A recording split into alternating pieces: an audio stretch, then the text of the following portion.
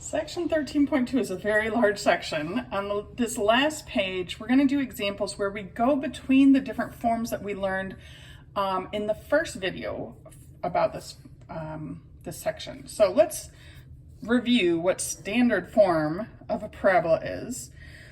So standard form means f of x, or just y, equals ax squared plus bx plus c. Like that's the form we use when we are doing, if you have done quadratic formula, we use that a, b, and c. So that's what we call standard form. Factored form would be the same thing except factored. So it would look like f of x equals some a and then parentheses, parentheses. We just factor whatever we have here. Then this is vertex form. So vertex form is f of x equals a times x minus h quantity squared plus k. So those are the three forms we're going between. So we are starting with example 13 in vertex form, right? The vertex is 3, negative 25, it's right there. But they want us to switch this into standard form. Maybe they want to find the y-intercept or use quadratic formula or something. So in standard form, what we're going to have to do is use FOIL to multiply this out. So I'm going to rewrite this function with the x minus 3, instead of x minus 3 squared, I'm going to square x minus 3. So x minus 3 times x minus 3, and we'll use FOIL or box method on this. So I'm going to use FOIL. Since I got some space, so this would be x squared minus 3x minus another 3x plus 9, because negative 3 times negative 3 is positive 9, and then minus 25. And then last step is to combine like terms. So we got x squared, then minus 6x, and 9 minus 25, sounds like negative 16. Sounds good? Yep. All right. All right, well now they want us to take this function and factor it. That should be easy enough. So let me rewrite it. We can't really factor it from this form. We have to do the FOIL anyways. So we have x squared minus 6x minus 16. Well, we need two numbers that multiply to negative 16 and add to negative 6. So that would be negative 8 and 2. So this is x minus 8 times x plus 2. Now just to recap, like why would we maybe want this form instead of this form? Factored form is great for x-intercepts. So the x-intercepts I can read right from these factors are going to be 8, 0, and negative 2, 0. What would make the parentheses equal to 0? Whereas in standard form, we can read off the y-intercept. The y-intercept would be the point 0, negative 16. Whereas in this form, I would actually have to plug in 0 and 0, and we could get negative 16. It's not like it's that hard. But in this one, it's just right there ready for us. And in vertex form, it was the vertex that was readily available. So all forms sort of have their own pros and cons and what they might be used for. Let's try another one. So again, we're starting with vertex form. Let's go to standard form. That means multiply it out. So we're gonna write it, f of x equals, but I'm gonna write out, instead of x minus 2 squared, I'm gonna write out x minus 2 times x minus 2, and then minus 9. So time to FOIL or box method. You get x squared minus 2x plus 4, then minus 9. Combine like terms, and it's x squared minus 4x, and then looks like negative 5 for 4 minus 9. So that's standard form, ax squared plus bx plus c.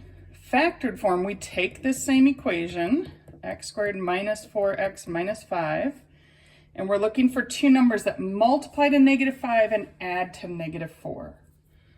Well, that would be -5 and +1. All right, those multiply to -5, add to -4. So then we can write it as x minus 5 times x plus 1. So that is factored form, and it's what would tell us the x-intercepts. Let's just write them down since I did it in the last one. So the x-intercepts would be 5, 0, and -1, 0. The x's always flip signs, but the y-intercept is the point 0, -5 from that one.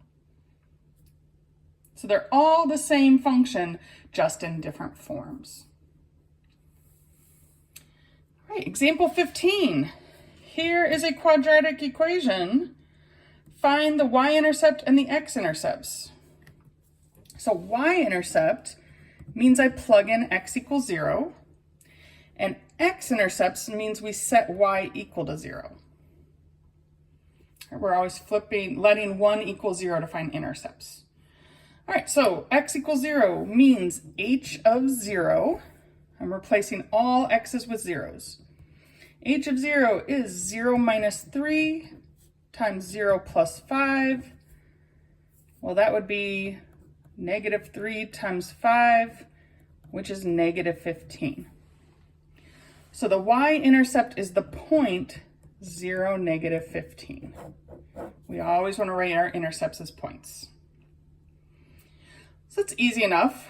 The x-intercepts, though, in factored form should be even easier because we're letting the function equal 0. We're setting y, or the h of x, equal to 0. X minus 3 times x plus 5.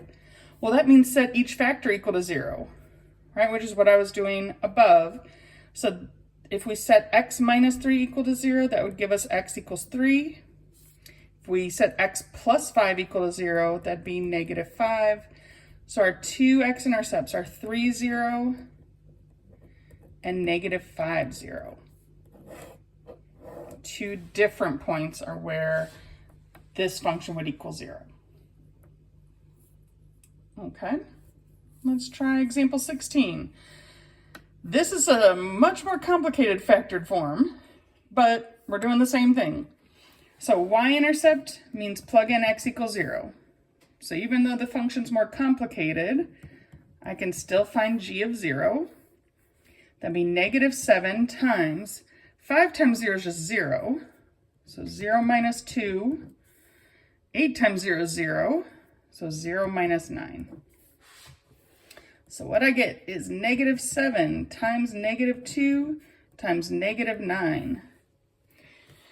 I just realized I don't have a calculator handy, so I better do 14 times 9, just 7 times 2 times 9.